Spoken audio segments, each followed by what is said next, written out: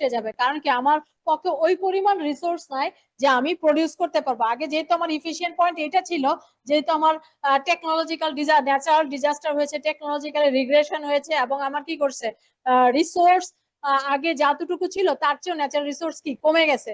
So সেক্ষেত্রে আমার production possibility যেটা আগে কার এখানে ছিল প্রডিউস করতে, সেটা এখন আমার এখানে শিফট করছে। দেখেন তো বোঝা যায় কিনা। এটা ছিল আমাদের ফার্স্ট চ্যাপ্টারে আরেকটু প্রথম অংশটা।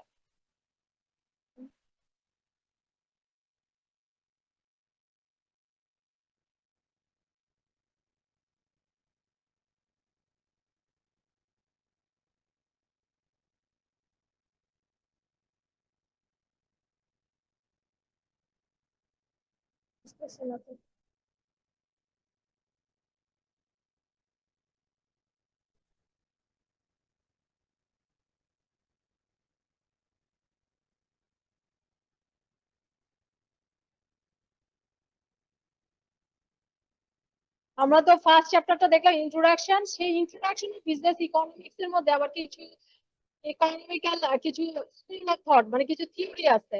এখন আমরা এই চ্যাপ্টারটাতে দেখবো যে এটা ক্লোজ শিক্ষণ। এই এখন আমরা দেখবো যে বিভিন্ন ইকোনমিক্সরা বিভিন্ন সময় মানে বিভিন্ন বিভিন্ন ডেফিনেশন, বিভিন্ন থিওরি, এটা আমরা এখন দেখবো। এতদিন মানে এর আগের চ্যাপ্টারটাতে আমরা দেখেছিলাম ডেফিনেশন, এবং আমরা দেখবো বিভিন্ন স্কুল অফ ইকোনমিক থট। বলা হয় the study of economy in western civilization was began largely with the ma'am আপনার মাউথ স্পিকারটা মনে হয় সরে যাচ্ছে বারবার। না না ঠিক জায়গাতে আছে, আমি তো করছি না। কিন্তু কথা স্পষ্ট হয়ে যাচ্ছে, কথা স্পষ্ট হচ্ছে। এখন ঠিক আছে।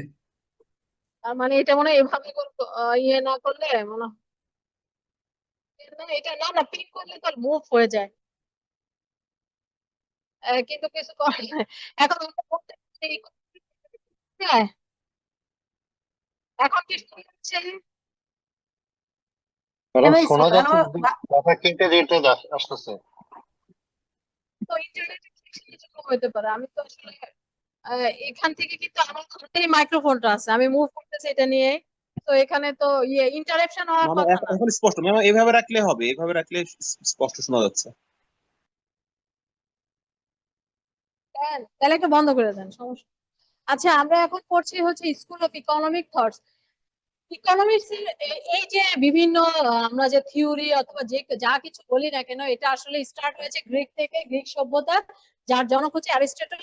382 থেকে 322 খ্রিস্টাব্দের থেকে, মানে 384 থেকে 322 এই খ্রিস্টাব্দের সময় স্কুল অফ, আমরা যদি বলি যে স্কুল অফ ইকোনমিক থট গুলি কি, এটা হচ্ছে is a group of economic thinkers who share a common perspective on the way economics work. মানে আমরা ধরেন বিভিন্ন ব্যক্তি, আমি ইকোনমিক্সটাকে কিভাবে দেখছি, আমার পার্সপেক্টিভ একরকম, আপনি কিভাবে দেখছেন সেটা একরকম। ঠিক এরকম অনেকজন ইকোনমিক্স যখন বিভিন্ন ভাবে ইকোনমিক্সটাকে ডিফাইন করেছে, এটাকে বলা হয়েছে যে ইকোনমিক্স নিয়ে চিন্তা করেছে, তাদেরকে বলা হয়েছে স্কুল অফ ইকোনমিক্স।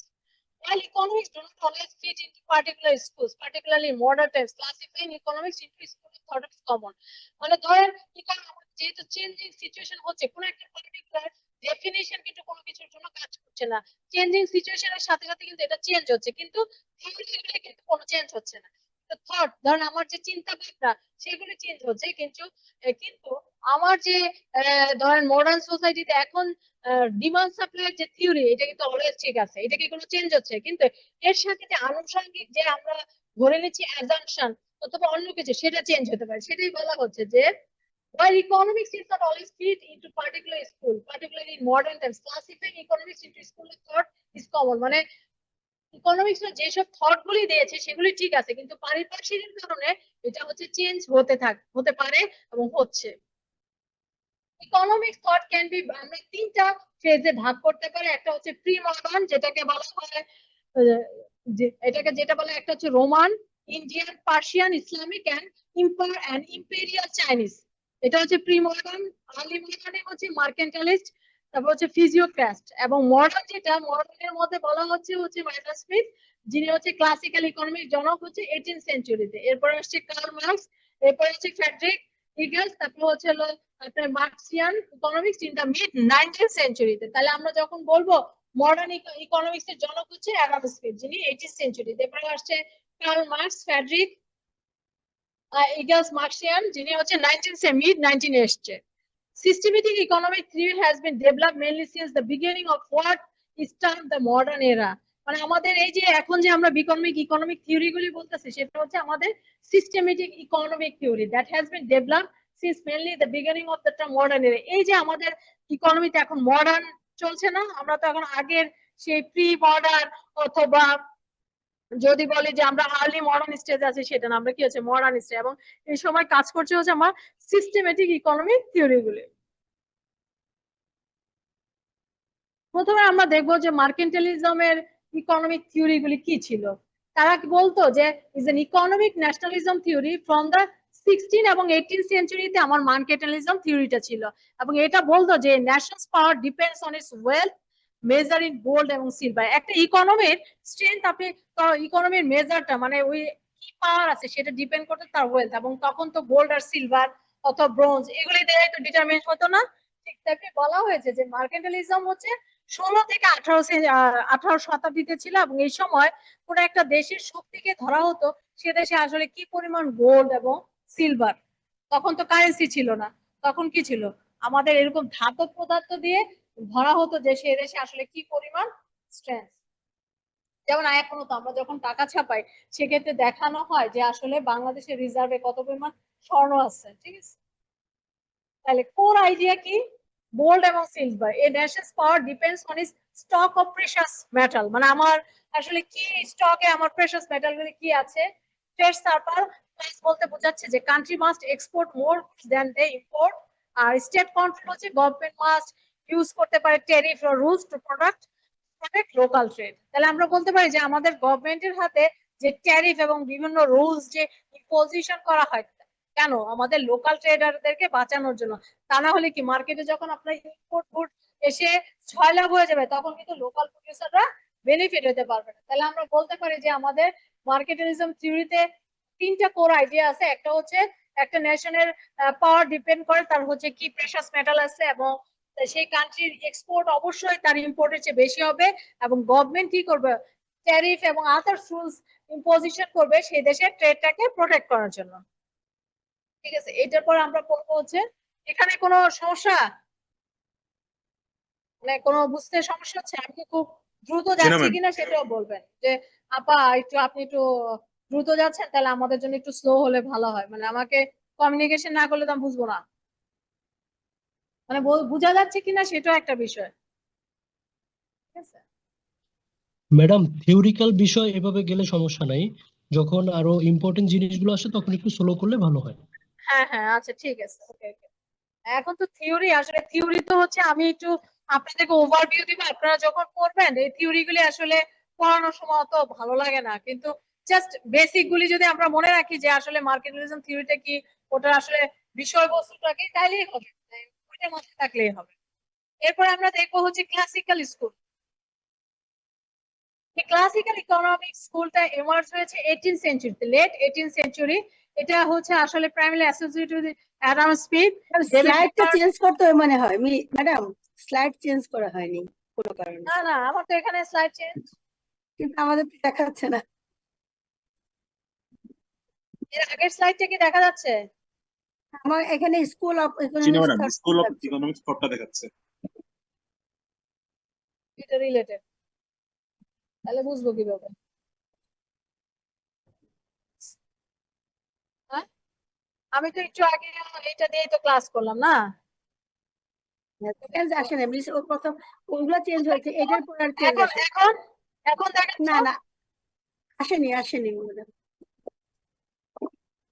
কিন্তু আমার তো স্ক্রিন এখান থেকে দেখাচ্ছে যে শেয়ার ঠিক মতো হচ্ছে। এবার দেখেন তো,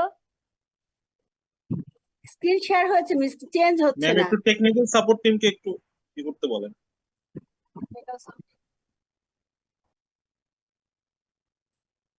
স্লাইডটা একটু ফুল পেজ করলে ভালো হয়, ওই অর্ধেক হয়ে আছে। না না না, ফুল প্রেসই আমি করেছি। হ্যাঁ, আমার এখানে যেটা দেখাচ্ছে আমি একটু দেখি তো।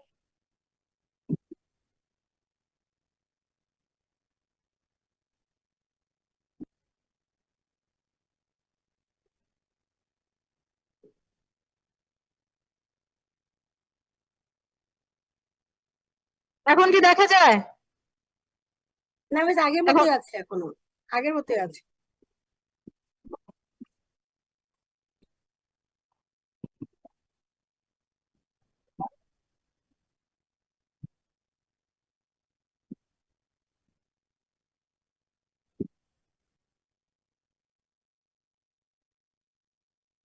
ম্যাডাম এবার এসছে? এবার এসছে? দেখেন এবার কি দেখা যায়? কি ম্যাডাম দেখা যাচ্ছে এখন হিস্টোরিক্যাল। হ্যাঁ দেখা যাচ্ছে। আমি এটাতে হিস্ট্রিতে এখনো যাইনি। হ্যাঁ, এখন কি দেখা যাচ্ছে? হ্যাঁ এখন চেঞ্জ দেখা যাচ্ছে। আচ্ছা আচ্ছা, ঠিক আছে। Okay miss, thank you. কিন্তু আমি কিন্তু তখন, এখন কি দেখা যায়? জি মিস এখন দেখা কি যাচ্ছে। আচ্ছা আচ্ছা, ঠিক আছে।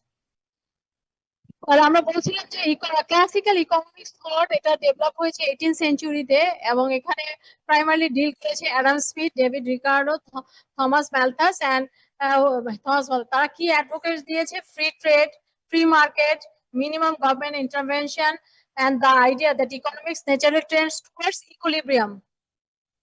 তাদের সবার থট গুলি ছিল ফ্রি মার্কেট ইকোনমি নিয়ে, গভর্নমেন্টের ইন্টারভেনশন নিয়ে, এবং এমন একটা টেন্ডেন্সি যে ইকোনমি সবসময় কিভাবে ইকুইলিব্রিয়ামে যাবে। ইকুইলিব্রিয়াম বলতে আমরা বুঝি যে ডিমান্ড ইকুয়াল টু সাপ্লাই। যখন ইকোনমিতে কোনো কিছু ডিমান্ড এবং সাপ্লাই এর মধ্যে সামঞ্জস্য থাকবে, কোন একটা পয়েন্টে এসে করবে, তখন আমরা তাকে বলবো ইকুইলিব্রিয়াম। এবং এটা কিভাবে হবে বলতেছে ইনভিজিবল হ্যান্ড, মানে এটা অদৃশ্য কোন একটা মাধ্যমে আমরা কি করবো, ইকুইলিব্রিয়াম পজিশনে ইকোনমি চলে যাবে। ঠিক আছে, এটা বলা হয়েছে। এবং সেখানে বলা হচ্ছে where individual acting in their self interest benefit the overall economy. সেখানে আমরা কি করব, সবাই আমাদের নিজেদের অ্যাক্টিং করব সেলফ ইন্টারেস্টে, যেটা ওভারঅল ইকোনমিতে কি করবে, বেনিফিট করবে। এবং তারা বিলিভ করতো that market work best when left alone to self regulating. তারা বিশ্বাস করতো যে যদি মার্কেট নিজে রেগুলেট হয়, সেলফ রেগুলেট হয়, তখন কি করে, সে বেস্ট ওয়ার্ক করে। এবং ক্লাসিক্যাল ইকোনমিতে বলা হয়েছে যে আর free trade, free market place and ability of individual to pursue their own resource at their own risk. মানে আপনার ক্লাসিক্যাল ইকোনমিতে বিলিভ করা হতো যে কোন একটা ইকোনমির ক্ষেত্রে তার free trade, free market place and হচ্ছে হলো the ability of individual to pursue their own success at their own risk, এই তিনটা জিনিসের উপর তারা কি করতো, মোর এমফেসাইজ দিত। এবং তারা ধরে নিত যে কোন ইকোনমিতে যদি আপনার ফ্রি ট্রেড থাকে, ফ্রি মার্কেট প্লেস থাকে, এবং আমি ইন্ডিভিজুয়াল যদি আমি ডিসিশন নিতে পারি, তাহলে সেটাই হচ্ছে ইকোনমির জন্য সবচেয়ে ভালো।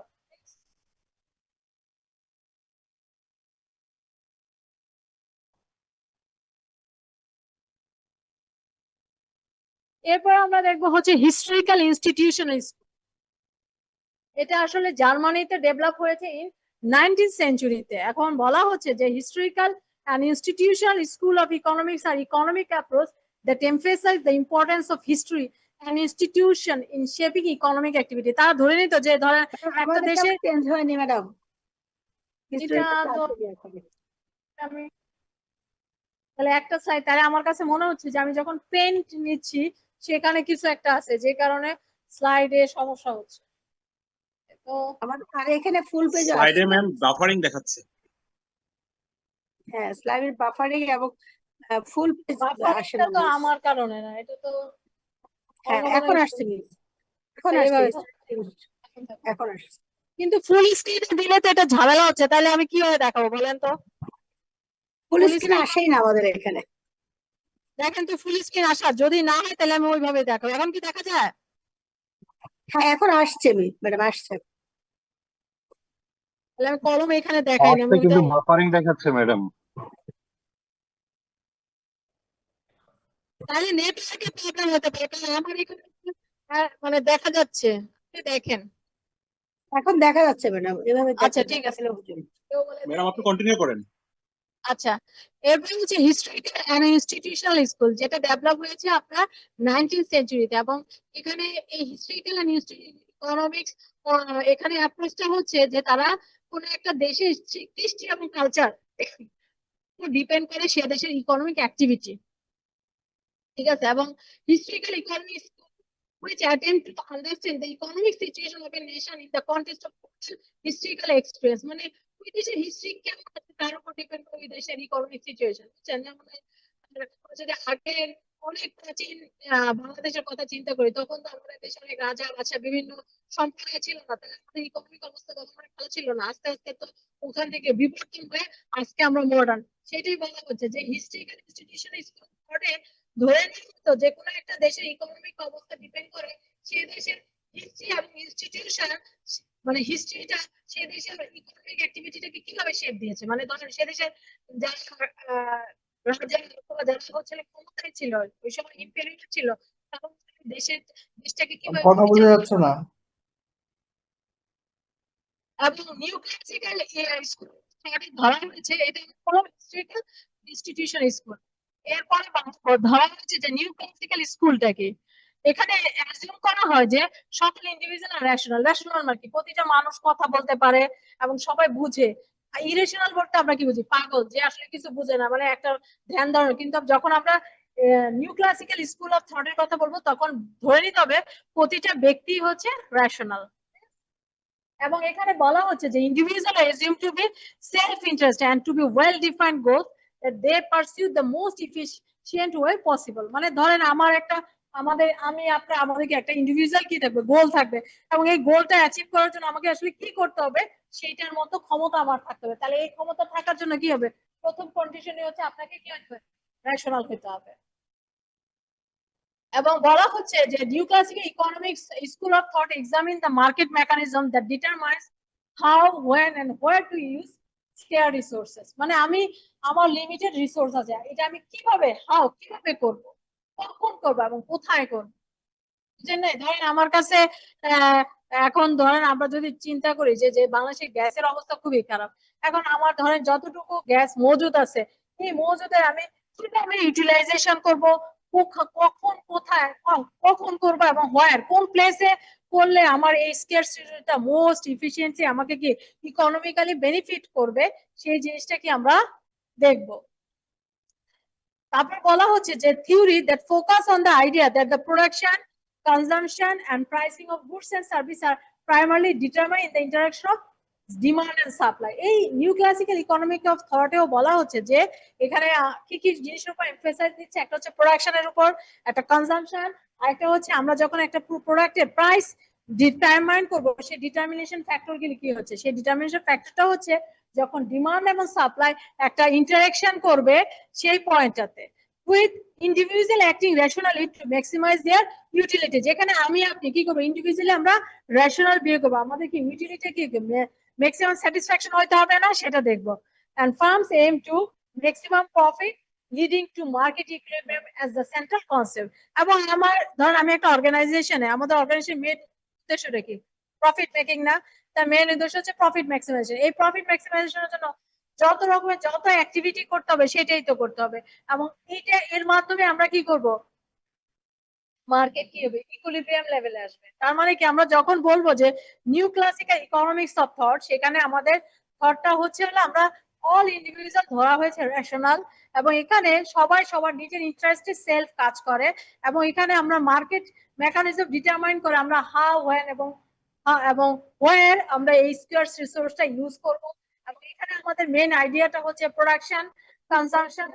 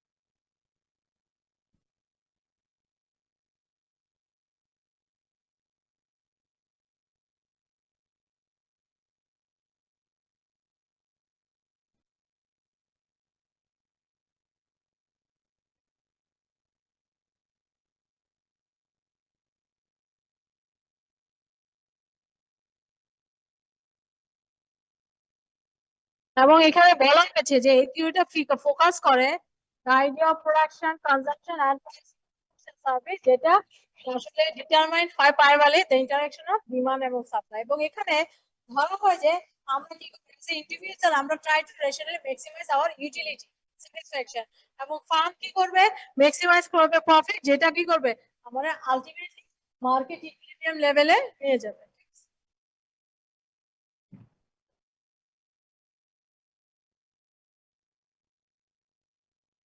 এরপর হচ্ছে আমরা এ পর্যন্ত বোঝা গেছে তো, মানে থিওরিক্যালি তো আসলে আমি যতটুকু সম্ভব মানে একটু নর্মাল ইয়ে করার চেষ্টা করছি। এরপর হচ্ছে কেনিজিয়ান স্কুল অফ থট। হ্যাঁ, আমাদের কেনিজিয়ান স্কুল অফ থট মানে এটাকে কেনশিয়ানও বলা হয়। কেনিজিয়ান স্কুল অফ থটটাকে ধরা হচ্ছে ডিমান্ড সাইড থিওরি, এবং এটা হচ্ছে একটা ম্যাক্রো ইকোনমিক থিওরি যেটা ফোকাস করে হচ্ছে আমার এগ্রিগেট ডিমান্ড। একটা ইকোনমিতে আমি আপনি আমরা যখন সবাই একজন একজন যোগ করব তখন সেটা হয়ে যাবে আমার এগ্রিগেট, আর আমি যখন ইন্ডিভিজুয়াল দেখবো তখন হচ্ছে ইন্ডিভিজুয়াল ব্যক্তি। এখন কেনিজিয়ান থিওরি বলে দেয় যে আপনার একটা ইকোনমি আসলে সে দেখে যে ডিমান্ড সাইড এবং এটা ফোকাস করে এগ্রিগেট ডিমান্ড, এবং এটি কি করে advocates for government intervention in the economy to stabilise is আমি একটু চেঞ্জ করে নিতে হবে, স্লাইড চেঞ্জ করতে হবে।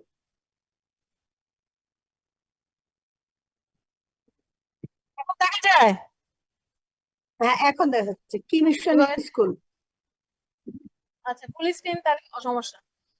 এবং কেনিজিয়ান স্কুল অফ থটে বলছে যে government intervenes in the economy to stabilise it by managing aggregate demand particularly through fiscal policy. এখন ফিসকাল পলিসি বিভিন্ন টুলসের মাধ্যমে গভর্নমেন্ট কি করবে, ইকোনমিতে স্টেবিলাইজ করবে, যেরকম ধরেন ট্যাক্স, গভর্নমেন্ট এক্সপেন্ডিচার, এগুলি কি আমাদের একটা ফিসকাল পলিসি, যার মাধ্যমে কি করবে গভর্নমেন্ট ইকোনমিতে ইন্টারভেনশন করবে, সে কি করবে এগ্রিগেট ডিমান্ডটাকে কি করবে ম্যানেজ করবে।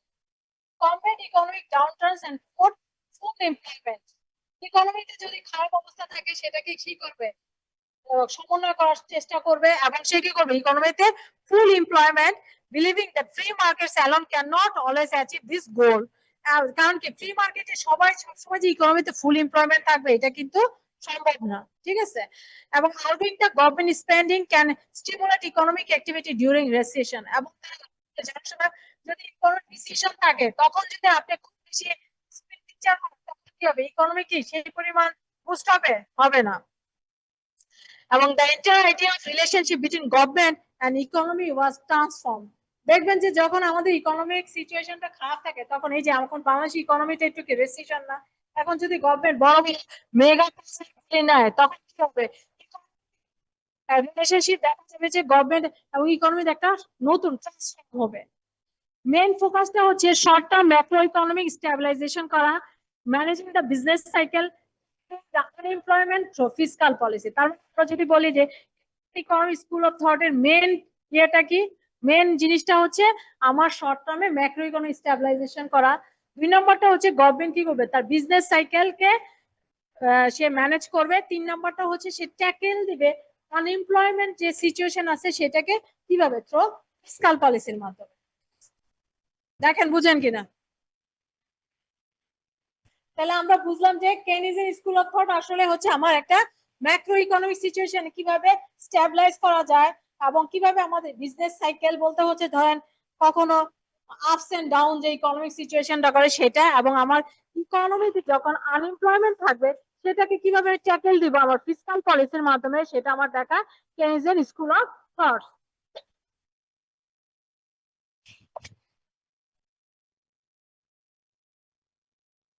এখানে আবার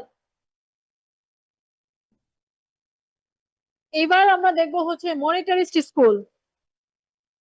মনিটারিস্ট স্কুলটা হচ্ছে theory that emphasize the crucial role of money supply in determining economic activity. এতক্ষণ তো দেখলাম কেনসিয়ানে, যেখানে আমার দেখলো হচ্ছে আপনার ফিসকাল পলিসি। এবার হচ্ছে মনিটারিস্ট ইকোনমিক থট অফ তারা কি করে মানি সাপ্লাই এর মাধ্যমে ইকোনমিতে কি অ্যাক্টিভিটি হয় সেটা ডিটারমাইন করা হচ্ছে মনিটারিস্ট স্কুল অফ থট এর মাধ্যমে। এবং এখানে দেখানো হয় যে মানি supply that is the total money in an economy, the form of currency, coin এবং ব্যাংক ডিপোজিট। যখন বলা হয় যে একটা ইকোনমিতে কয়েকটি পরিমাণ মানি সাপ্লাই আছে সেটা ডিপেন্ড করে সে দেশের পরিমাণ ব্যাংক ডিপোজিট আছে, কয়েন এবং কারেন্সি, মানে একটা টাইমে লিকুইড করা যায় সেগুলি দেখে। It's the primary determinant of the demand side of short-term economic activity. বলা হচ্ছে Money supply is the primarily determined on the demand side of short-term economic activity. ধরেন একটা ইকোনমিতে কি অ্যাক্টিভিটি হবে সেটা কি ডিপেন্ড করবে কি তার মানি সাপ্লাই। এখন যখন আপনি একটা অ্যাক্টিভিটি করবেন, যদি আপনার মানি সাপ্লাই না করে তাহলে কিন্তু আপনার অ্যাক্টিভিটি করতে পারবেন না। ঠিক একইভাবে controlling the money supply is the effective way to manage the inflation and stabilize the economy. Money supply টা কেন করতে হবে? মানি সাপ্লাইটা করার জন্য, এবং ইনফ্লেশন কন্ট্রোল হলে কিন্তু ইকোনমিতে কি হবে, একটা শক্তির ভাব থাকবে। যখন আমাদের ইনফ্লেশন লেভেল বেড়ে যায় তখন কি করে আমাদের মানি সাপ্লাইকে আমরা কি করি, টাইট করে দেয় না? আর যখন আমার দেখা যায় যে ইনফ্লেশন, তখন কিন্তু আস্তে আস্তে কি করে মানি সাপ্লাইটা আস্তে আস্তে বাড়তে পারা যায়, যাতে ইকোনমিতে আরো অ্যাক্টিভিটি হয়। এবং বলা হয়েছে যে এখানে গভর্নমেন্টের ইন্টারভেনশন ইন দ্য মার্কেট হচ্ছে মিনিমাম। এবং এই থিওরিটা আসলে দেওয়ার জন্য হচ্ছে কি মিল্টন ফ্রিডম্যান। দেখেন এটা বুঝেন কিনা, মনিটরি স্কুল।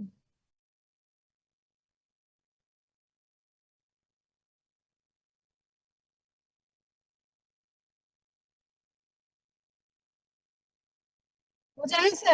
নেক্সটে যাবো একটু স্লো। এই জন্যই তো বললাম যে আমি কি অনেক সময় দ্রুত যাচ্ছি, আবার অনেক সময় যদি মনে হয় যে আপু একটু।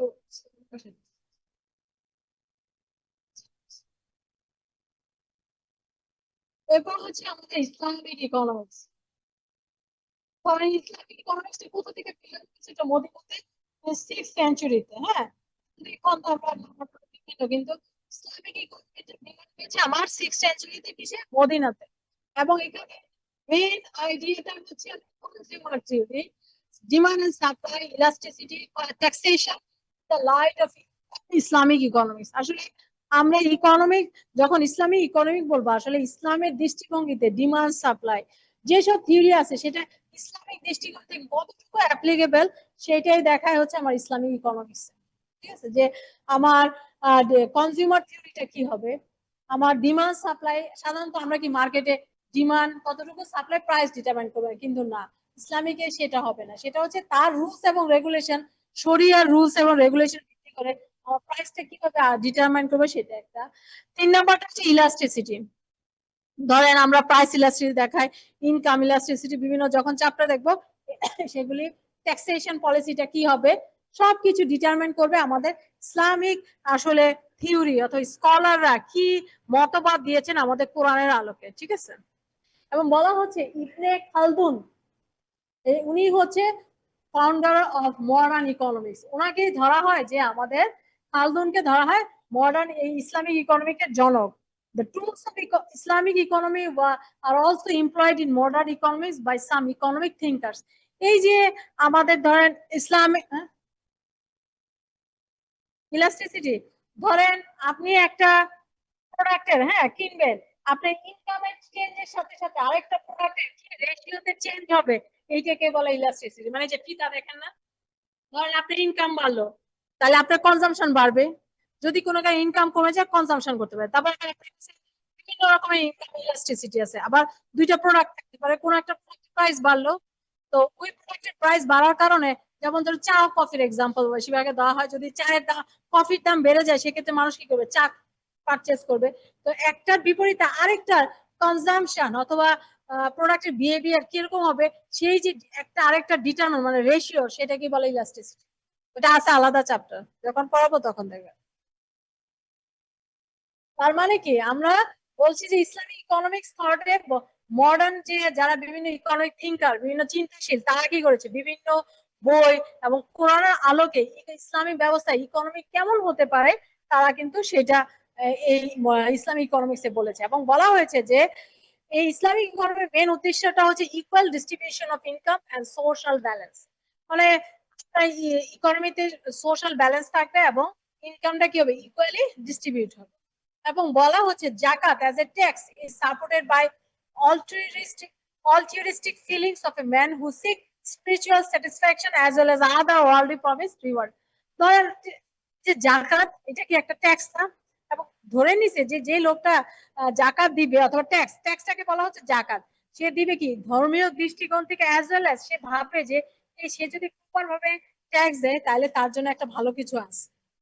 স্পিরিচুয়াল দেখেন, as well as other worldly promise reward, মানে আমাদের ইসলামে বলা হয়েছে না যে তুমি যদি প্রপারলি জামা কাপড় দাও তাহলে তুমি মানে যখন বেহেশতে যাবা তখন তোমার জন্য কি কি রিওয়ার্ড গুলি আছে, মানে এটা হচ্ছে না বলা হচ্ছে যে আমরা যখন ইসলামিক দৃষ্টিকোণের মেন উদ্দেশ্যটা হচ্ছে ইকুয়াল ডিস্ট্রিবিউশন অফ ইনকাম এবং যে সোশ্যাল ব্যালেন্সটা সেটা অলওয়েজ ইকোনমিতে সোশ্যাল, মানে কোনো গরিব থাকবে না প্রতিটা মানুষই। দেখবেন সৌদিতে কি গরিব নাই, সৌদিতে যারা গরিব আছে তারা কিন্তু সব বাঙালি অথবা অন্য দেশের লোক, ওদের অ্যাকচুয়াল সৌদিয়ান কিন্তু কোনো গরিব নেই। ঠিক এমনি মালয়েশিয়াতে যান, যেসব ইসলামিক কান্ট্রি গুলি এইসব ফিলোসফি মানে তারা হোল্ড করে, সেখানে কিন্তু তাদের দেশের লোকরা গরিব না, মানে আমাদের বা মতো যারা গরিব দেশের লোকজন যে তারা গিয়ে ওখানে ভিক্ষে করে। তাহলে আমরা বলতে পারি যে সেখানে ধরা হয়েছে যে যেটা আমরা জাকাত দেই সেটা হচ্ছে ট্যাক্স, এবং সেটা দেওয়া হবে শরিয়া ভিত্তিতে, এবং সেখানে পিপুলের খরচা থাকবে যে এটার মাধ্যমে আমি কি করতেছি, ইকোনমি একটা বেনিফিট করছি, এবং এর মাধ্যমে কি মানুষ উপকার হচ্ছে। It is universally recognized that resources are scarce. আমাদের ইসলামিক ইকোনমিক্স তো বলতেছে যে কি আমার resource স্কার্স compare with the claim on them, মানে ধরেন আমি অনেক কিছু চাই কিন্তু আমার তোর পক্ষে সবকিছু স্যাটিসফ্যাকশন করা সম্ভব না। তারপর বলতেছে যে it is also simultaneously recognized by practically all civilization that the well-being of all human beings need to be ensured, এবং এটা সিমultaneously কিন্তু দেখছে যে ইসলামিক ইকোনমিতে যে আমাদের হিউম্যান বিং এর সিভিলাইজেশনের জন্য আসলে কি দরকার, এবং সেই দরকারটা কিন্তু সে এনশিওর করতেছে, যেমন খাদ্য, বস্ত্র, বাসস্থান, শিক্ষা, চিকিৎসা, এই জিনিসগুলো এনশিওর করা কিন্তু আপনার এই যে ইসলামিক, মানে আমরা যখন বলবো যে আপনি ইকোনমিতে কি করতেছেন, মানে আপনার ইকুয়াল ডিস্ট্রিবিউশন হবে এবং সোশ্যালি কোনো ইমব্যালেন্স থাকবে না, তার মানে কি প্রতিটা মানুষই তার যা অধিকার সেটা পাবে। Given the scarcity of resource, the well-being of all men remains an unrealistic dream if the scarce resources are not utilized inefficiently or equitably. ধরেন এখানে আবার অনেকে স্বপ্ন দেখে যে এই যে আমার স্কার্স রিসোর্স গুলো আছে এগুলি কি আসলে প্রপার ভাবে ডিস্ট্রিবিউশন হচ্ছে, মানে এটাই বলতেছে যে there is also given that the well-being of all may remain an unrealistic dream if the scarce resources are not utilized efficiently equitably, যদি আমার এই যে মানে রিসোর্স গুলো আছে সেটা যদি না হয় তাহলে কি হতে পারে, সে কথায় বলা হচ্ছে যে every society need to develop an efficient strategy. ধরেন আমার যে রিসোর্স আছে সেগুলি যদি ধরেই নিলাম যে এফিশিয়েন্টলি ইউজ হয় না, সেক্ষেত্রে প্রতিটা মুসলিম সমাজের উচিত যে তার রিসোর্স গুলি এমন এক স্ট্র্যাটেজি ডেভেলপ করা যাতে তার রিসোর্স গুলি কি হয়, এফিশিয়েন্টলি ইউজ হয়, which is consciously or unconsciously conditioned by the world view. If the world view is flawed, মানে আমার স্ট্র্যাটেজি যদি ভুল হয় তাহলে কি হবে, সোসাইটিতে যে আসলে আমরা যে মানে সাহায্য করতে পারবো এবং ইকুয়াল ডিস্ট্রিবিউশনের কথা বলছি, সোশ্যাল ব্যালেন্সের কথা বলছি, সেটা আসলে সম্ভব হবে না। তার মানে কি আমার ইকোনমিক স্ট্র্যাটেজিটা, মানে আমি যে স্ট্র্যাটেজি নিব সেটা কিভাবে বাস্তবায়ন করবো সেটার উপর ডিপেন্ড করতেছে যে আসলে আমি কি স্ট্র্যাটেজি নিচ্ছি। সেই জন্য বলা হচ্ছে যে prevailing worldview may be classified in the sake of easy broad theory. একটা হচ্ছে আমরা এই ইসলামিক থিওরিটাকে দেখেন তিনটা থিওরিটিক্যাল কনস্ট্যান্টে বলা হচ্ছে, একটা হচ্ছে সিকুলার মানে ম্যাটারিয়ালিস্টিক, একটা হচ্ছে স্পিরিচুয়াল মানে হিউম্যান, একটা হচ্ছে ম্যাটার মানে আমার কিছু মানুষের দরকার আছে আমি আগে প্রফিটেবল হই, ঠিক না, আমি ব্যক্তিকেন্দ্রিক না হবেন নাকি আপনি কি স্পিরিচুয়াল হিউম্যানিস্টিক হবেন যে মানবতা, নাকি আপনি এটা কি বলে সিকুলার বলতে এবং হচ্ছে ম্যাটেরিয়াল জাস্ট হচ্ছে কংক্রিটের মতো আমার মধ্যে কোনো মানবতা থাকবে না, আমি কি করব, আমি শুধুমাত্র আমার ব্যবসা আমার নিজের প্রফিট এটাই দেখব। মানে আমরা বলতে চাচ্ছি যে ইসলামিক ইকোনমিতে রিসোর্স এফিশিয়েন্টলি হবে কি হবে না সেটা আলটিমেটলি আসলে ডিপেন্ড করে এফিশিয়েন্টলি স্ট্র্যাটেজি ফিক্স করতে পারে পেয়েছেন কিনা, স্ট্র্যাটেজিটা ফিক্সটা ঠিক হয় তাহলে আমার কি হবে রিসোর্সটা ভালো। কারণ একজন যে নেতা আমরা চিন্তা করি আমাদের যে কোনো দেশের কথা চিন্তা করেন, সে দেশের যে দলনেতা ধরেন আমাদের প্রেসিডেন্ট, সে যদি অনেস্ট হয় এবং তার সাথে লোকজন বলে তার মতোই চিন্তা ধারণা করে তাহলে কি এটা সম্ভব না, তাহলে কিন্তু সম্ভব। এজন্য আমাদের সবার আগে কি করে মাইন্ডসেটটা চেঞ্জ করতে হবে, আমাদের সবার ভিতরে যে এত বেশি চাহিদা সেগুলি কি কমাই নিয়ে আসতে হবে, কারণ কি আলটিমেট ডেস্টিনেশন তো আমাদের এই পৃথিবী থেকে কি চলে যেতে হবে, এটা হলো আসল কথা, ঠিক। কিন্তু মানুষ যখন বাহ্যিক মানে এই জিনিসগুলির প্রতি তার যখন দেখবেন যে বেশি লোভ হতে থাকে তখন আর স্ট্র্যাটেজি সে তো আর তখন হিউম্যান থাকবে না, তখন সে গিয়ে সেকুলার আর ম্যাটেরিয়ালিস্টিক হয়ে যাবে। বুঝা গেছে? মানে এটা একটা যে ইসলামিক ইকোনমিক্স আসলে আমরা কি এবং এটাই অবজেক্টিভটা অ্যাচিভ করার জন্য আসলে আমাদের কি কি করতে হবে। এতটুকু কিন্তু আমাদের থিওরি শেষ। এখন আমরা দেখবো যে বিজনেস এনভায়রনমেন্টটা, ঠিক আছে? এখন আমাদের এনভায়রনমেন্ট তো হচ্ছে বলতেছে একটা ইন্টারনাল একটা হচ্ছে এক্সটার্নাল ফ্যাক্টর। যে বিজনেস আসলে আমরা একটা বিজনেস কি আমরা কোনো একটা খালি একটা ভ্যাকুয়ামের মধ্যে অপারেট করি সেটা তো না, আমাদের একটা সারাউন্ডিং অনেক কিছু আছে। দেখেন যে বিজনেস, আমরা যে বিজনেস এনভায়রনমেন্টটা নিয়ে এখন বলবো। আচ্ছা, থিওরি নিয়ে কারো কোনো আর কিছু আছে? দেখেন, তাহলে আমরা নতুন যে বিজনেস এনভায়রনমেন্ট নিয়ে এখন আলোচনা করবো। আমরা বলি যে আমাদের যে বিজনেস গুলি অপারেট হয় সেটা ভ্যাকুয়াম মানে খালি জায়গায় পরিবেশন হয় না, অপারেট হয় সেটা একটা ডাইনামিক এনভায়রনমেন্ট থেকে, যেখানে কিছু ফ্যাক্টর তাকে ইনফ্লুয়েন্স করে এবং এই ফ্যাক্টর গুলি ইনফ্লুয়েন্স করে on how they operate and where they will achieve their objective. মানে আমি যখন একটা অর্গানাইজেশন কোন একটা ইকোনমিতে অপারেট করব, সেই অর্গানাইজেশন অথবা ওই অ্যাক্টিভিটিটা আসলে সাকসেসটা ডিপেন্ড করবে আসলে ইকোনমিক অ্যাক্টিভিটি কি এবং আমি কি পরিবেশে সেই পরিবেশের কোন ফ্যাক্টর গুলি আমাকে আসলে এফেক্ট করে সেই জিনিসগুলি কি আমাকে কনসিডার করতে হবে। The external business environment is composed of numerous outside organization and force that can group into seven sub environment. ধরেন আমাদের ইকোনমিকে দুইটা ভাগে আমরা ভাগ করছি না, একটা ইন্টারনাল ফ্যাক্টর আর একটা এক্সটার্নাল।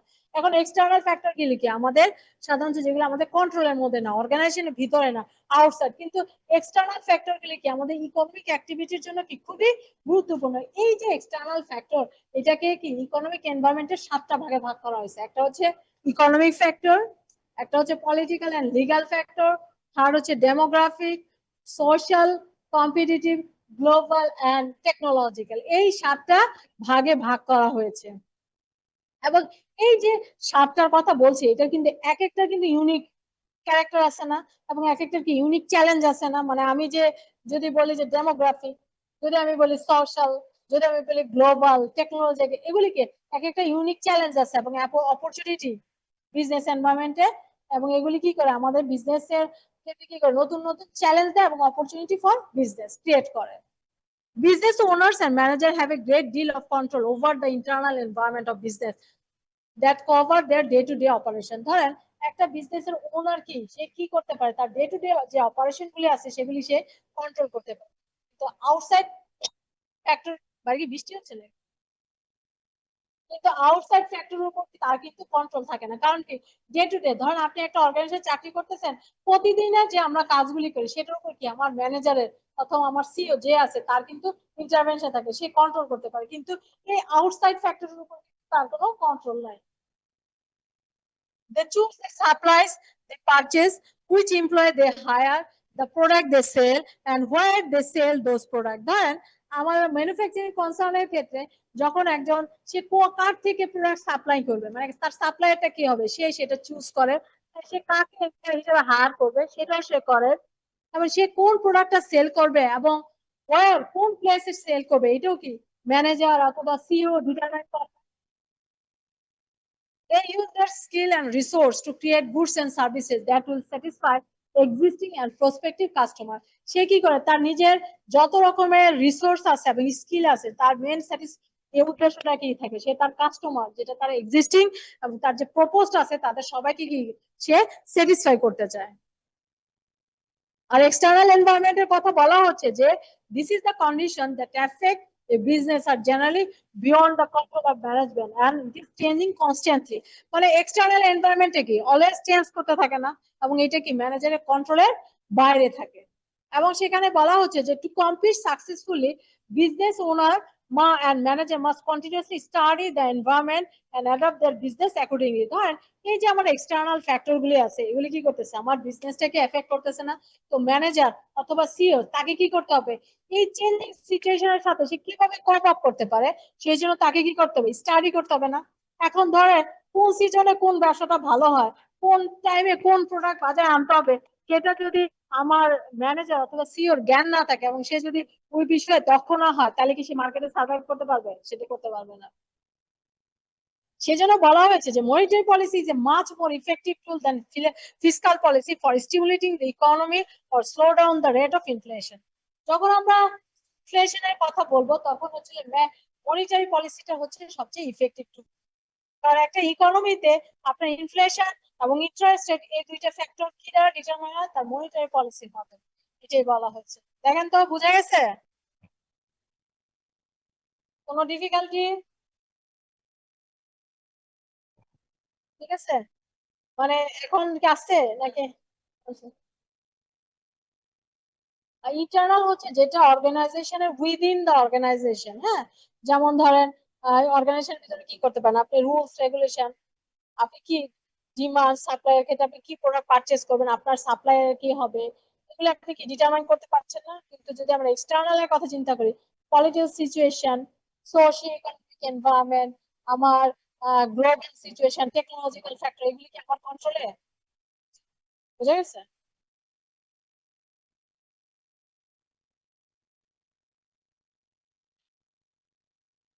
আমার সমস্যা নেই, লেখা থাকে।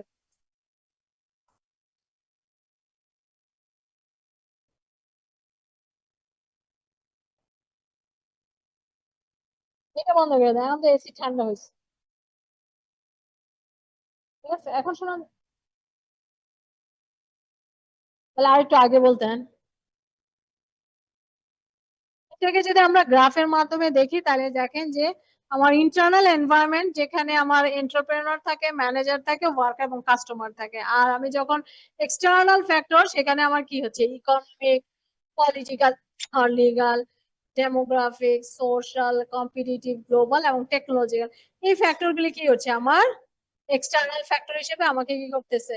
তারা কি করতেছে? পুশ করতেছে না? দেখেন, বাইরের ফ্যাক্টরগুলি কি ইন্টারনাল এনভায়রনমেন্টটাকে কি করতে থাকে? আস্তে আস্তে পুশ করতে থাকে না?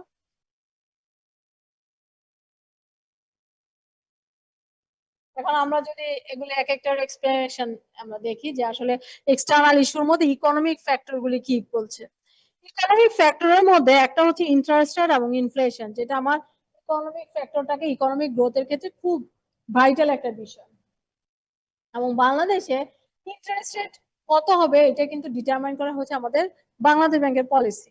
ঠিক আছে, ইনফ্লেশনটা হচ্ছে তারা মনিটারি পলিসির মাধ্যমে, মানি সাপ্লাইয়ের মাধ্যমে কি করে? সে কন্ট্রোল করে। এখন একটা জিনিসের ইন্টারেস্ট রেট কি হবে সেটা কিন্তু তার ইনফ্লেশনের উপর অনেক অংশে ডিপেন্ড করে।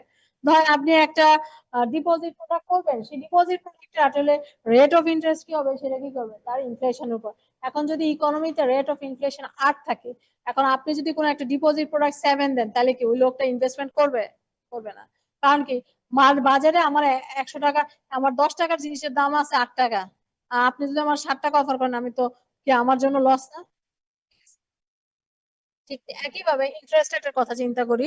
যখন একটা ইকোনমিতে ইন্টারেস্ট রেট বাড়িয়ে দেওয়া মানে কি? মানি সাপ্লাইটাকে কন্ট্রোল করা। যখন দেখবেন যে ইন্টারেস্ট রেট বাড়ায় দেয়, তার মানে কি ইকোনমিতে ধরুন মানি অ্যাভেলেবেল আছে, ইকোনমি থেকে আপনি টাকা নিয়ে অন্য পারপাসে, যে পারপাসে খরচ করার কথা সেখানে খরচ করছেন না। কিন্তু যখন দেখা যাবে ইকোনমিতে অনেক বেশি অ্যাক্টিভিটি হচ্ছে, তখন কিন্তু আস্তে আস্তে কি করে? ইন্টারেস্ট রেট, এক সময় ছিল না যে আমাদের ডিপোজিট রেট ছিল 6, আমরা কি করতাম? লেন্ডিং 9 করতাম না? এই যে 9% রেটে আসলে আমাদের ইকোনমিতে কতটুকু অ্যাক্টিভিটি হয়েছে? ডিপোজিটররা আসলে কি হয়েছে? আলটিমেটলি তারা সাফারার হয়েছে, কিন্তু যারা হচ্ছিল ব্যবসায়ী, তারা কিন্তু বেনিফিটেড হয়েছে না। কারণ কি, আপনার যে রিটেলার, তারও কিন্তু রেট অফ ইন্টারেস্ট 11-র বেশি ছিল না তখন, কিন্তু এখন রিটেলার ইন্টারেস্ট চলে গেছে হচ্ছে 15 আর হচ্ছে নর্মাল ইন্টারেস্ট রেট আরম্ভ হয় 12 থেকে, 11 থেকে 12। ঠিক আছে, এটা ডিপেন্ড করে যে কোন ব্যাংক অথবা কোন ইনস্টিটিউশন কতটুকু এবং তার কস্ট অফ ডিপোজিট কি সেটা। তাহলে আমরা বলতে পারি যে ইনফ্লেশন, ইন্টারেস্ট রেট, এগুলি হচ্ছে একটা ইকোনমি গ্রোথের ক্ষেত্রে সবচেয়ে ভালো। যখন ইনফ্লেশন বাড়ে, তখন কিন্তু ইন্টারেস্ট, ইকোনমিক গ্রোথটাকে আস্তে আস্তে কমে যায়। কারণ কি, আমার দেশের মানুষের কি ক্রয় ক্ষমতা আস্তে আস্তে কি কমে যায় না? আগে আমি যদি 9, আগে তো বাংলাদেশের ইনফ্লেশনটা 10-এ চলে গেছিল। ঠিক আছে, তার মানে কি আমার পারচেজিং পাওয়ার কমছে না? এখন যখন এই ইনফ্লেশনটা 10-এ থেকে 8-এ, 8.31 গত মাসে যেটা আসছে, তার মানে কি আমার ইনফ্লেশন আগের থেকে ভালো হয়েছে। মানে আমি আগে যা কিনতে পারি তার চেয়ে একটু বেশি কিনতে পারতেছি, মানুষের জিনিসপত্র ক্রয় ক্ষমতার মধ্যে আস্তে আস্তে আসতেছে। 2 নম্বরটা হচ্ছে পলিটিক্যাল ফ্যাক্টরের কথা বলছে, যে গভর্নমেন্টের পলিসি এবং পলিটিক্যাল স্ট্যাবিলিটি।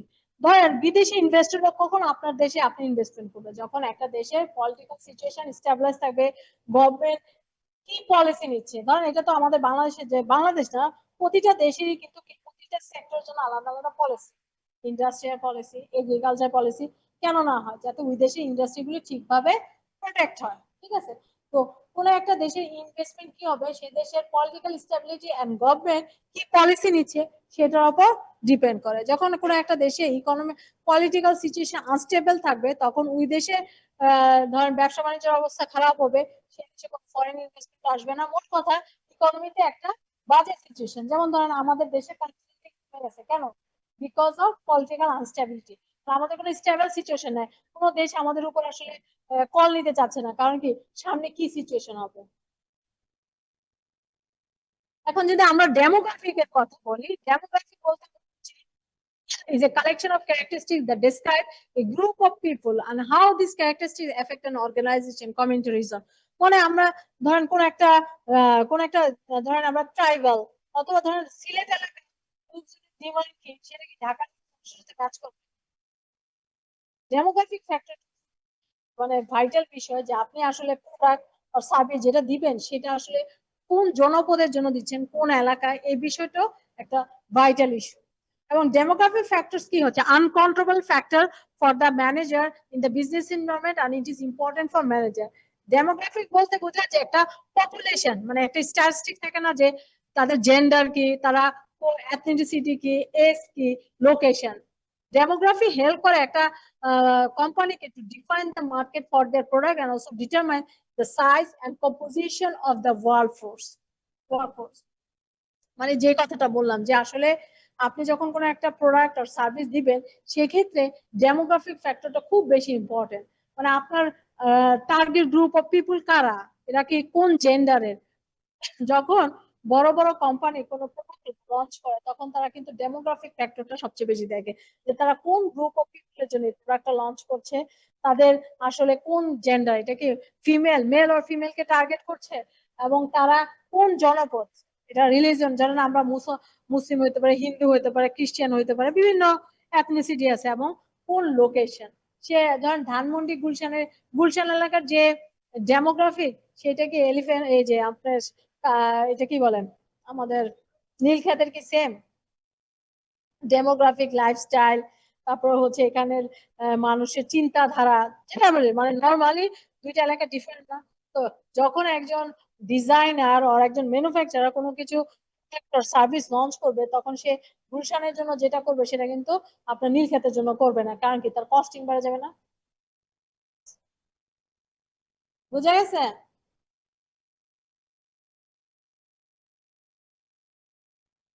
এবার হচ্ছে সোশ্যাল ফ্যাক্টর। সোশ্যাল ফ্যাক্টরের মধ্যে আসলে বুঝে আমাদের ভ্যালু, আমাদের অ্যাটিটিউড কি, আমাদের ইথিক্স এবং আমাদের লাইফস্টাইলটা কি, এটা হচ্ছে আমাদের সোশ্যাল ফ্যাক্টর গুলি, যেটা আমাদের ইনফ্লুয়েন্স করে আমরা কিভাবে, what, how, where and when people purchase product or services. ধরেন আপনি কি কিনবেন, এবং আপনার প্রাইসের যে পারচেজ বিহেভিয়ারটা, সেটা কি করবে, আপনার অ্যাটিটিউড, আপনার ভ্যালুস, আপনার লাইফস্টাইল, এগুলোর উপর ডিপেন্ড করে। এবং they're difficult to predict, define and measure because they are all subjective. এগুলি কি মেজার করা কি কোয়ান্টিটেটিভ টার্মে সম্ভব, মানে আমি আমার লাইফস্টাইল কিরকম, আমার ইথিক্স কি, আমার অ্যাটিটিউড, এগুলি কি পরিমাপ করা সম্ভব, এগুলো হচ্ছে সব subject.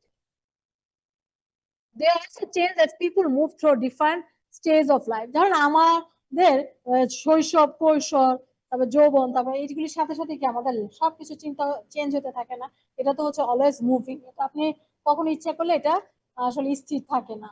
People of all age have broader range of interest defining traditional consumer profile. ধরেন আমাদের যে আমাদের এজের সাথে সাথে কি হচ্ছে, আমাদের ইন্টারেস্টও চেঞ্জ হচ্ছে, এবং আমাদের কনজিউমারের যে প্রোফাইল সেটাও চেঞ্জ হয়ে যায়। Changing roles have brought more women into workforce. দেখেন এখন কিন্তু, যদি আমরা এক সময় ছিল যখন ওমেনরা অর্গানাইজেশনে খুব একটি দেখা যেত না, কিন্তু এখন দেখেন অনেক অর্গানাইজেশনে মানে দেখা যাবে যে 30 to 40% কিন্তু ফিমেল ওয়ার্কাররা কাজ করতেছে, যেটা আগে ছিল। এই যে ফিমেল ওয়ার্কাররা যদি ধরেন আসে, তখন তারা কি করে, this development is increasing family income বাড়াইতেছে না, বলেন?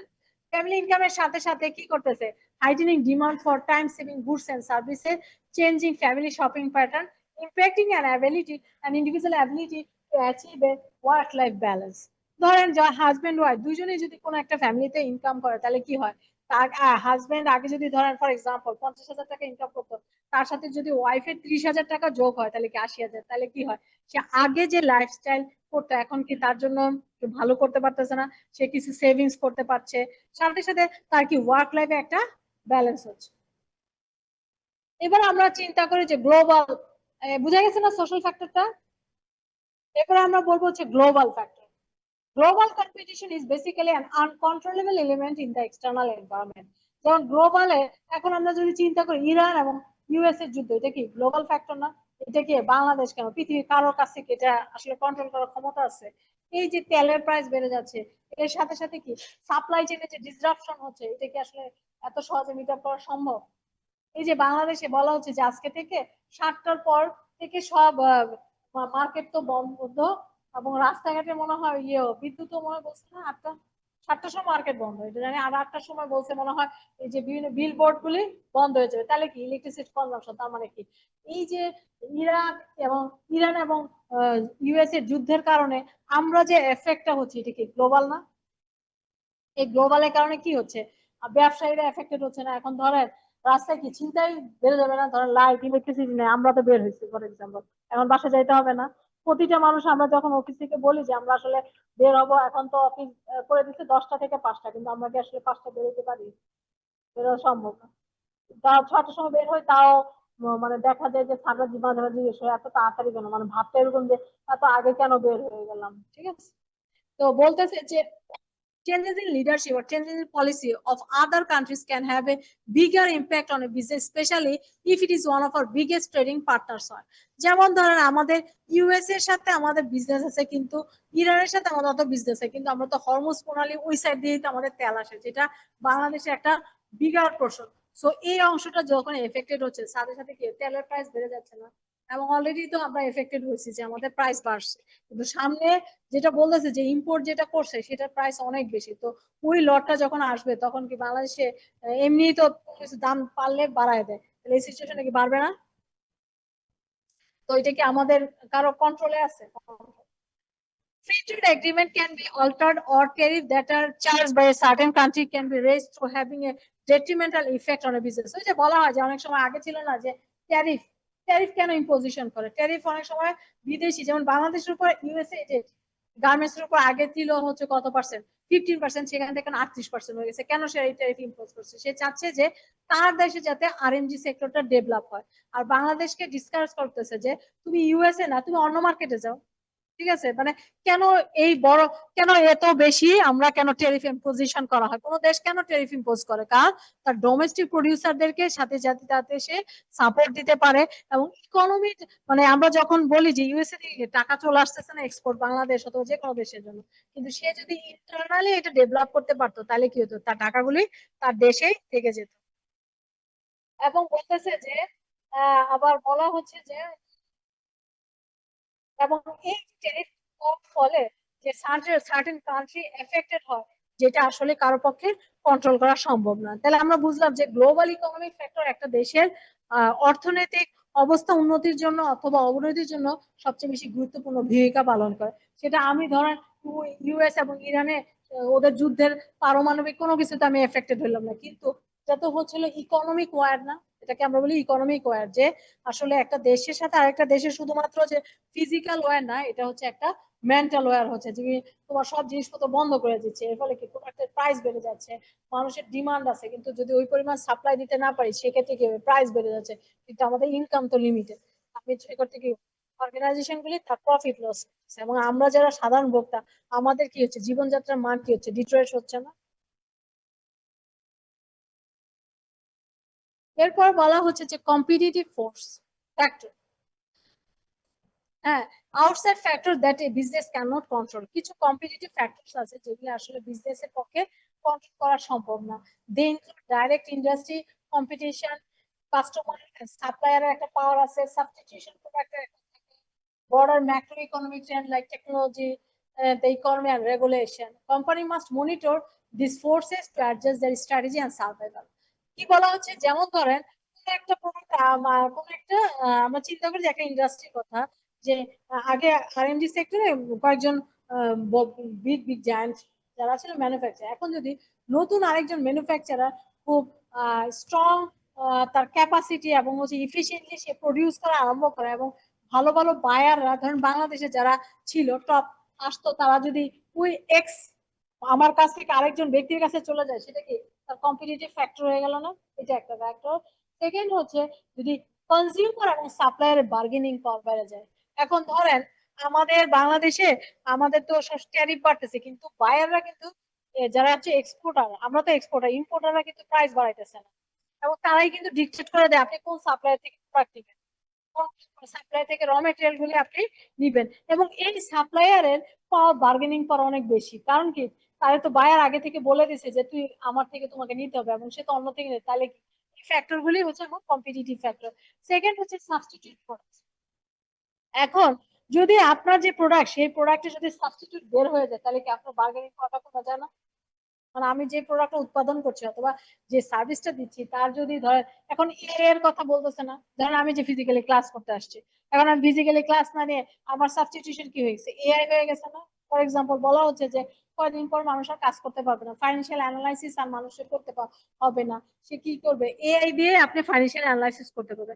কিন্তু ফাইন্যান্সিয়াল অ্যানালাইসিস করে সেটা তো সবসময় ঠিক কেটে না, সে কিন্তু ইনফরমেশন যেগুলি দেয় অনেক ভুল থাকে। ধরেন আপনি একটা বললেন, সে তার মন মতো একটা অ্যান্সার দিলে। এখন যখন কোনো একটা জিনিসের প্রতি জিনিসে হিউম্যান ইন্টারভেনশন থাকে, তখন সেটা কি হয়, মোর লজিক্যাল। আর ও তো ওর মধ্যে প্রোগ্রাম সেট করা হয়েছে যে তুমি এই জিনিস হলে এই হবে, কিন্তু ওইটা যে অলওয়েজ রিয়েলিস্টিক সেটা তো আসলে ঠিক না।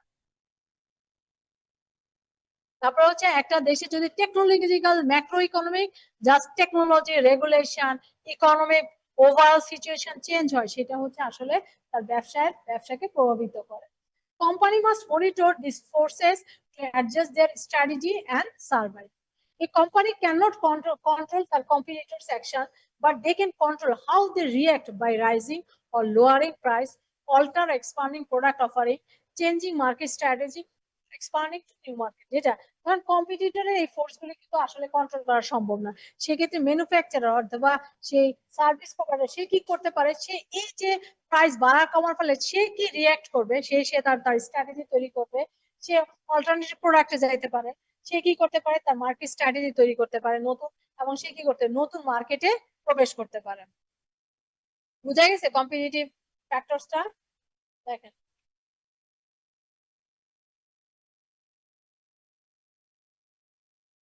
বুঝা গেছে না? এরপর আমরা দেখব technology. Technology is the application of science, engineering, and knowledge to solve product or organization problem. মানে আমরা টেকনোলজি বলতে কি বুঝি, যে সেটা অর্গানাইজেশন লেভেল, ম্যানুফ্যাকচারিং, ট্রেডিং ও যে কোনো কিছু, যে একটা কোনো টেকনোলজি মানে কোনো একটা ইনস্ট্রুমেন্ট হতে পারে, কোনো একটা নলেজ হইতে পারে। Always instrument not necessary knowledge. ধরেন আমাদের অনেক সময় আমরা যারা ধরেন অর্গানাইজেশনে ম্যানেজারি লেভেলে কাজ করি, আমাদের তো ইনস্ট্রুমেন্ট না, আমাদের হচ্ছে হলো আপনার ক্যাপাসিটি, নলেজ, যে কিভাবে প্রবলেমটাকে সলভ করা যায়। New equipment and software that improve productivity and reduce cost can be among a company's most valuable asset. ধরেন আমাদের কোনো একটা অর্গানাইজেশনে যদি নতুন কোনো টেকনোলজি আসে এবং সেটা যদি খুব ইফিশিয়েন্টলি কোনো একটা প্রোডাক্ট তৈরি করতে পারে, পার ইউনিট কস্ট কম হয়, সেটা কি অর্গানাইজেশনের জন্য ভালো না? এটাই বলা হচ্ছে technology. Productivity is the amount of goods and service one worker can produce. To maintain and build wealth depends on the speed and effectiveness of use the technology to improve manufacturing productivity, develop new product, process information, and it instantly available across the organization, supply and customer. আমরা যদি এই টেকনোলজিটাকে খুব ইফিশিয়েন্টলি use করতে চাই, তাহলে আমাদেরকে কি করতে হবে, আমাদের টেকনোলজিক্যালি আমাদের ম্যানুফ্যাকচারিং প্রসেসটাকে কি করতে ইমপ্রুভ করতে হবে, আমাদেরকে নিউ প্রোডাক্ট বাজারে আনতে হবে, নিউ প্রসেস ডেভেলপ করতে হবে, সো দ্যাট এই ইনফরমেশন গুলো এবং এইটা জিনিসটা অর্গানাইজেশন সাপ্লাই এবং কাস্টমারের কাছে কি হয়, ইজিলি অ্যাক্সেসেবল হয়। ঠিক আছে, ধরেন আমি টেকনোলজি আনলাম কিন্তু আমার যারা ইউজার, কনজিউমার, সাপ্লায়ার তারা এটা করতে পারলো না, তাহলে তো সেটা আপনার জন্য টেকনোলজি সেটা কি হয়ে যাবে, কস্টিং হয়ে যাবে, আপনার জন্য বেনিফিট না হয়ে উল্টো একটা কস্ট।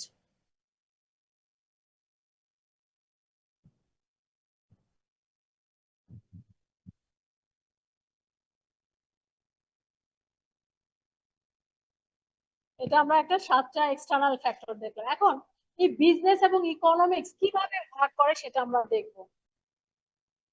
একটা বিজনেসের সাকসেস ডিপেন্ডস করে, a business success depends in part of the economic system of the country where it located and where it sells its product. একটা অর্গানাইজেশনের, একটা দেশে তার প্রোডাক্ট সার্ভিস যেটা বিক্রি করবে সেটার সাকসেস ডিপেন্ড করে যে এই অর্গানাইজেশনটা অথবা কোন কান্ট্রিতে এটা লোকেটেড এবং সে এই প্রোডাক্ট কোথায় বিক্রি করছে। ঠিক আছে, যদি আমরা বলি যে একটা বিজনেস এবং ইকোনমি বিজনেসের তার সাকসেস ডিপেন্ড করে যে সে আসলে কোন কান্ট্রিতে কোথায় জিনিসটা ইকোনমিক সিস্টেমটা countries where it located and where it sell its product. National economic system is the combination of, আমরা যদি একটা দেশের ইকোনমিক সিস্টেমের কথা বলি তাহলে সেটা হচ্ছে তার combination policy, law and choice made by the government to establish the system that determines what goods and services are produced and how they are allocated. ধরেন একটা ইকোনমিক সিস্টেমে গভর্নমেন্ট কিন্তু সবচেয়ে বেশি বড় ভূমিকা পালন করে। যদি ইনফ্রাস্ট্রাকচার ডেভেলপ না হয় তাহলে কি একজন ব্যবসায়ী অথবা আমি আপনার পক্ষে কি মানে বিজনেস এনভায়রনমেন্টের সাথে ইকোনমি ওয়ার্ক করা সম্ভব? সেই জন্য কি করে গভর্নমেন্ট বিভিন্ন রুলস পলিসি সেট আপ করে যাতে গুডস এন্ড সার্ভিস যে প্রডিউস হচ্ছে সেটা যাতে ফুলি অ্যালোকেট করা যায় প্রপারলি। যেমন ধরুন এখন ইকোনমিক জোনগুলি কেন করা হচ্ছে, ইকোনমিক জোনগুলির মেন উদ্দেশ্যই হচ্ছে বিজনেস এবং ইকোনমি যাতে একসাথে কাজ করে। বুঝা গেছে? এরপর বলা হচ্ছে যে economics is the study of how is society use is scarce resources to produce and distribute goods and services. ধরেন ইকোনমিক্স আরেকটা যে স্টাডি করে কিভাবে সোসাইটি তার স্কার্স রিসোর্স ইউজ করে সেটা এবং সেটা ডিস্ট্রিবিউট করে। The resource of a person, a farm or a nation are limited. ধরেন প্রতিটা ব্যক্তি তো লিমিটেড, আমি আপনি তো এক না, প্রতিটা মানুষ হচ্ছে ইন্ডিভিজুয়ালিজম। ঠিক তেমনি আমি যে একজন ফার্ম, আমার নেশন, এগুলো সবই limited. Hence economics is the study of choice, what people farm or nation choose from among the available resources. এখন ধরেন আমরা চিন্তা করি যে আমরা যখন কোনো একটা ইন্টারভিউ অথবা কোনো একটা জায়গায় যাই, যখন আমাদেরকে সিলেকশন করা হয় তখন তো অনেক অ্যাভেলেবেল রিসোর্স আছে, সেখান থেকে কি করে আমাদেরকে পিক করে। কেন পিক করে? আমি অন্যদের থেকে একটু ডিফারেন্ট, আমার মধ্যে এমন একটা কোয়ালিটি আছে যেটা আরেকজনের মধ্যে নাই, এবং হয়তোবা আমার ফিলোসফি তার সাথে ওনারের ফিলোসফির মিল আছে, এই জিনিসগুলি কিন্তু সেক্ষেত্রে দেখে।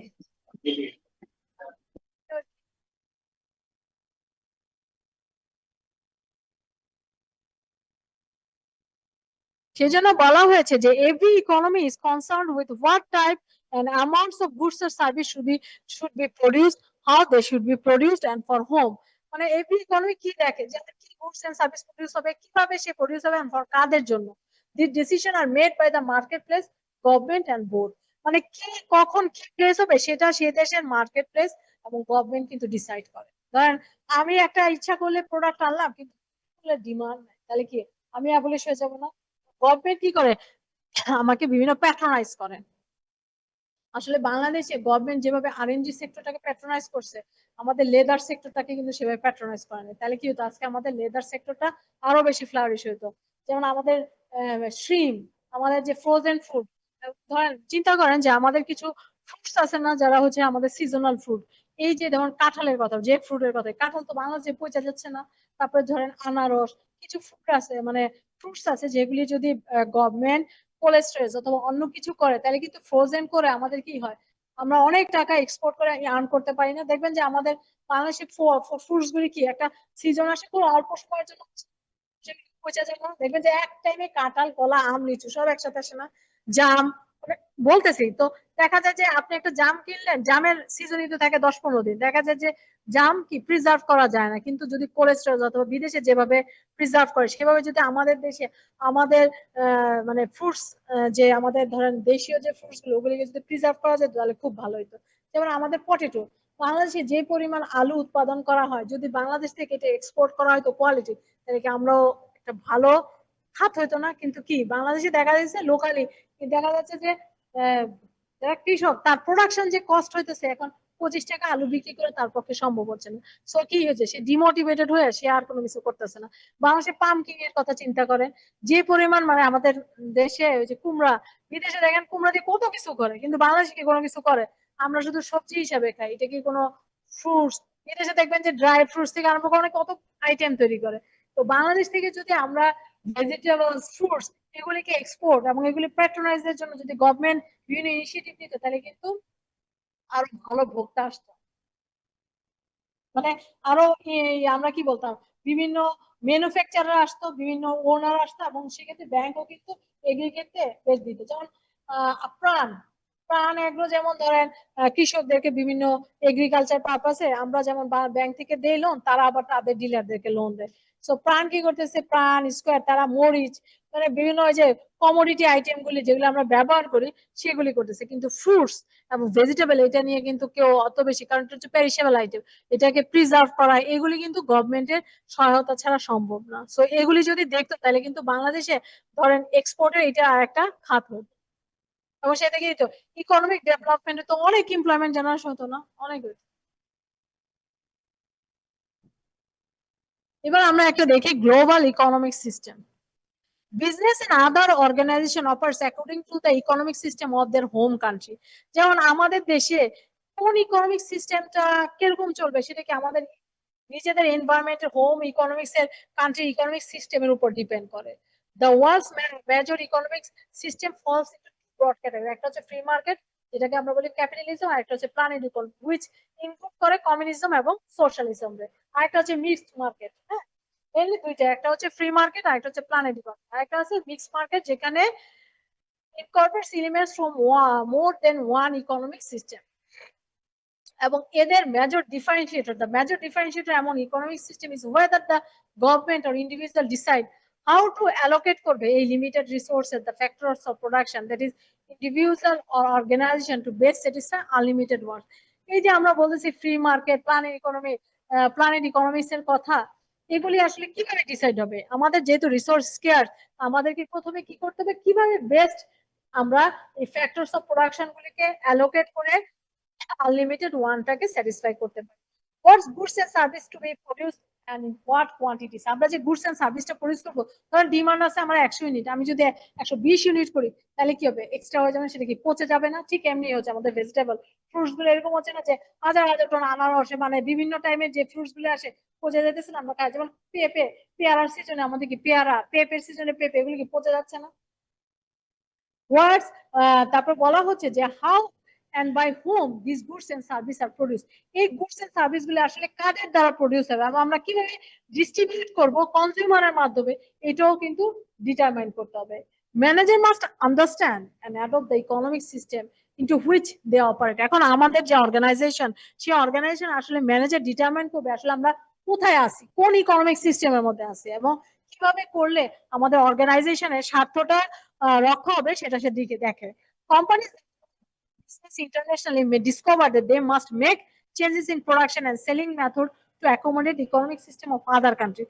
তখন একজন এক্সপোর্টার ব্যবসা করে, সে লোকালি যে বিজনেস স্ট্র্যাটেজি নিবে সে ইন্টারন্যাশনালি কিন্তু সেই স্ট্র্যাটেজি নিবে না। আপনি দেখবেন যে ছোট ছোট গার্মেন্টস এর যখন আপনি ভিজিট দেখবেন, তাদের ম্যানুফ্যাকচারিং প্রসেস আর যারা হচ্ছিল ফরেন মানে পুরোটাই হচ্ছিল ফরেন এক্সপোর্ট করে, তাদের কিন্তু ওই ফরেন বায়ার মানে তাদের ইনস্ট্রাকশন অনুযায়ী তার কিন্তু প্রতিটা ডিসিশন নিতে হয়, এবং তার সে কোথা থেকে তার র মেটেরিয়াল আনবে, কে তার ওয়ার্কারদের কোয়ালিটি কি হবে, এগুলি কিন্তু তারাই ডিটারমাইন করে দেয়। সো এই ক্ষেত্রে বলা হচ্ছে যে আপনি যখন একটা product or service internationally accommodate করবেন, তখন আপনাকে ওই দেশের কান্ট্রির ইকোনমিক সিস্টেম এবং আপনার ফ্যাক্টরগুলিকে কি করতে হবে, আমার চিন্তা করতে হবে।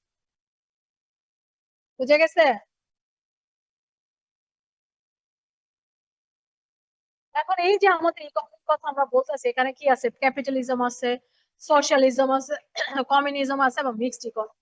যখন আমরা ক্যাপিটালিজমের কথা বলবো তখন হচ্ছে private ownership, that means the production and relies on free market forces, production factors in government hand। মানে আমরা ধরেই নিই যে ownership means the production and relies on free market force, attraction factor কি হচ্ছে গভর্নমেন্টের হাতে আছে, মানে ক্যাপিটালিজম ইকোনমির ক্ষেত্রে গভর্নমেন্টের ইন্টারভেনশন সবচেয়ে বেশি থাকে।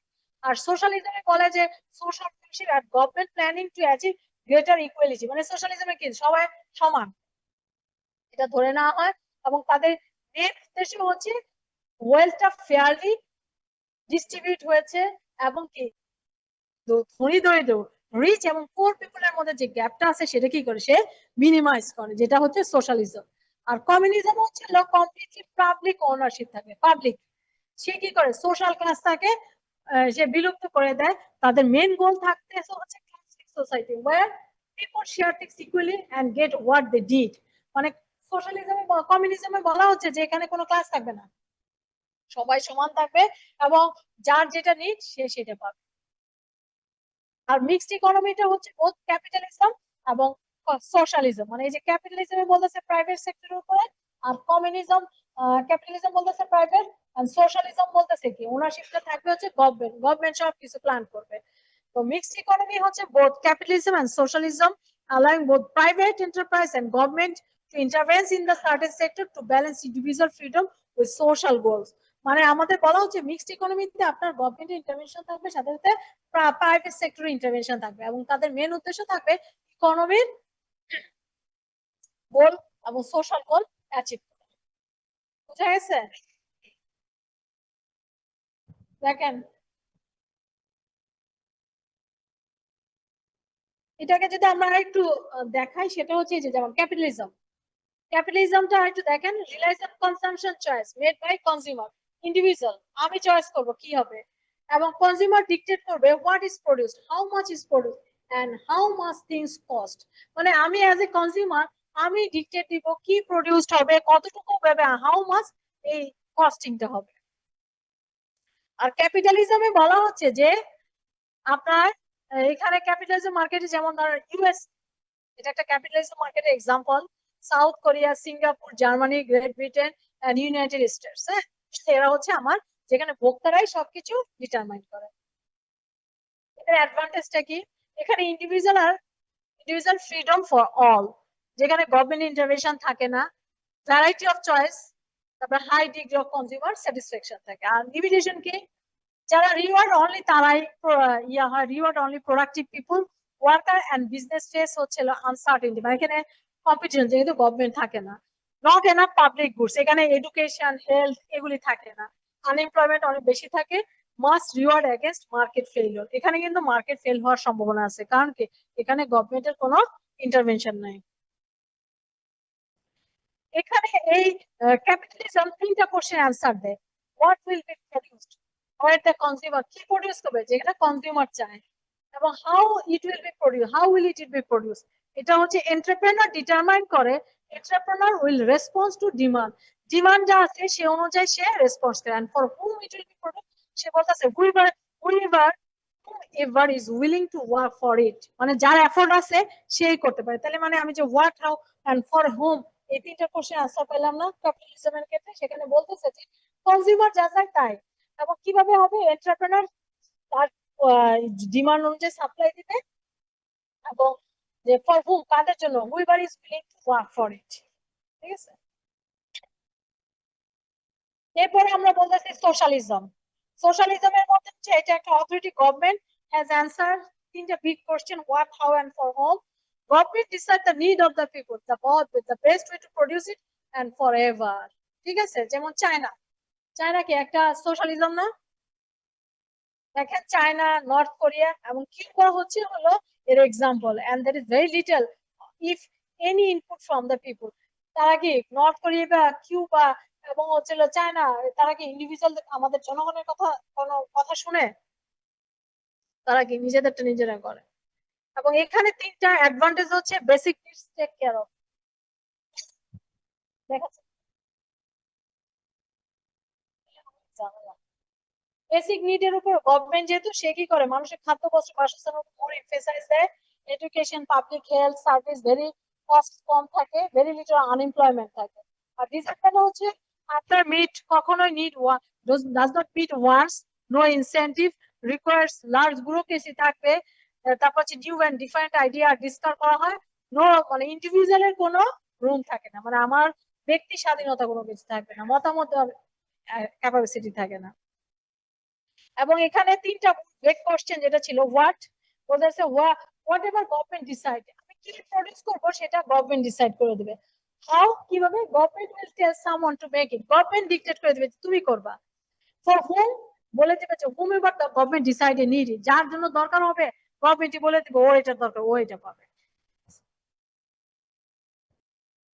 এরপরে হচ্ছে আমরা কমিউনিজমের যদি কথা বলি, এটা হচ্ছে একটা economy, is a planning economy. It is economic and political situation system of a social organization in which all property is owned by the company and each person contribute and risk according to their ability. ধরেন কমিউনিজমে বলা হচ্ছে এটা একটা economic আর political system যেখানে company হচ্ছে property on করে এবং যে পার্সনরা এই প্রপার্টি ওন করে তারা রিওয়ার্ডটা কি পায়, তাদের কতটুকু কন্ট্রিবিউশন আছে এবং তাদের contribution and receives according to their ability and needs.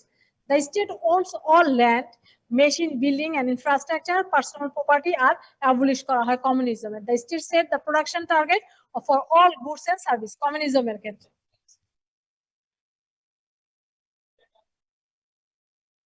কোনটা বুঝি নাই।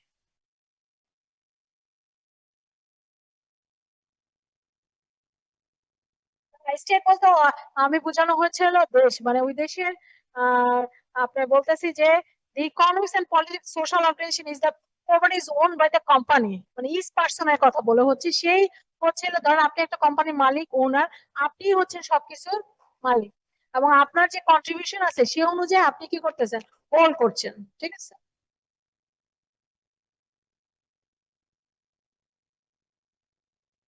হ্যাঁ, আর যখন আমরা মিক্স করব ইকোনমিক কথা বলবো সেখানে আমরা সে তিনটা দেখবো যে mix of all the three other economics, এখানে থাকবে স্টেটের গভর্নমেন্টের ইনভলভমেন্ট থাকবে, কনজিউমার ড্রিভেন হবে, ইকোনমিক বেসড অন ট্রেডিশনাল ভ্যালুও থাকবে।